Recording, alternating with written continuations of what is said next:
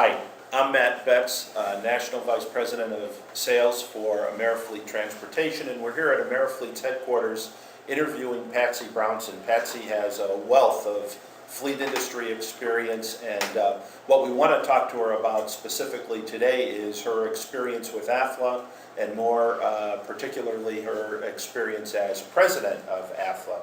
So Patsy, maybe you can just start giving us a little bit of background in your experience in the fleet industry in general. Definitely. I started in the fleet industry in 1978, so I've been here for a while. Specifically in AFLA, was introduced to AFLA in about 1984-85 by Dwayne Berger and Helene Kamen. Basically, they invited me out to the first AFLA meeting that I was able to attend, and just saw that it was full of very experienced people in the industry, not just fleet managers, but the entire industry. And they were able to network with each other. They really shared their experiences with each other, not afraid to answer any questions from a novice or an experienced person. So it just drew me into AFLA as a member.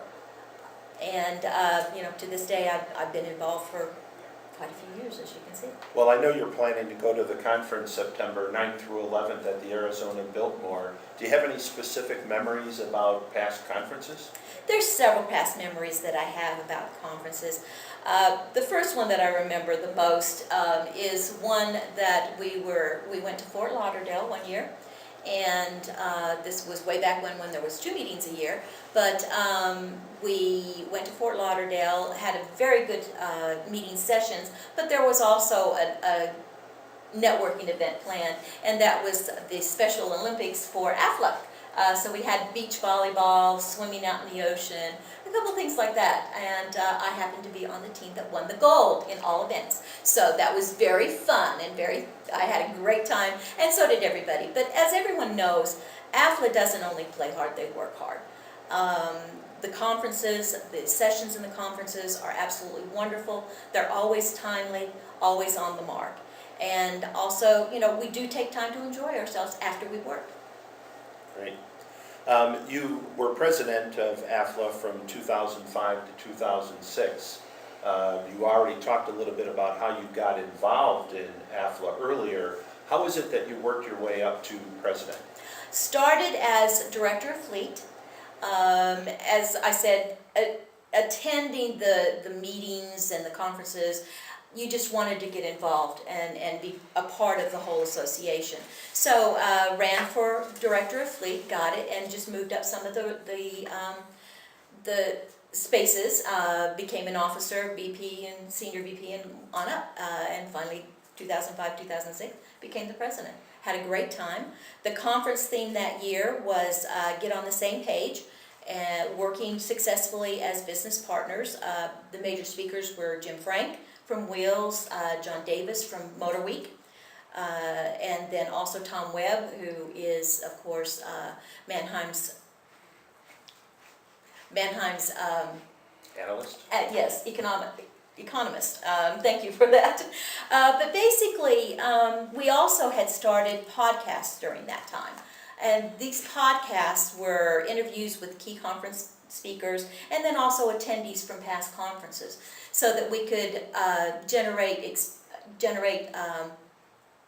some enthusiasm for people to come and see what they would be getting if they attended the conference. So, we just gave them little tidbits of what the speakers would be talking about and what they could be able to, what they would be able to take home. So it was rather interesting to do that. Unfortunately, the first conference that I was to be actually become president at the end of the conference, that was during 2005, when Katrina hit. So basically, I had to stay back home. Cox had a very huge system in New Orleans that I had to make sure that everything was fine at. So we did that. So Rick Nicoletti and Mark Conroy and the crew all made sure that the conference went well. And I think we had a very good turnout at that time. And it was very, as we know, we have always had good attendance. Unfortunately, it just happened during a disaster time. So it's safe to say that it takes a natural disaster to keep you away from an AFLA conference. Most certainly.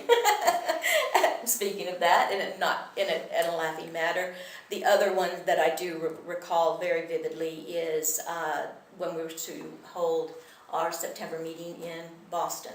And unfortunately, at that time, that was September 11th.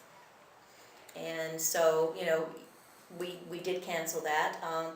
And it's not only thinking back on the disaster times and the hard times, but also on some of the good times of all the conferences that AFLA holds. They are very time-worthy. All of the topics that they do are timely. Plus, the camaraderie and the networking that you get at AFLA is just unprecedented. Well, it sounds like you've had some great memories and great accomplishments during the conferences. Do you have other memories or other accomplishments that you can point to during your tenure, either as president or prior? During my presidency, there was a few things that we were able to accomplish. We did hold the first formal strategic plan. At that time, our financial situation was not the greatest. We were losing membership at the time, and we were very concerned about the future of AFLA. So we thought that it was time for us to sit down and come up with a 5-year plan.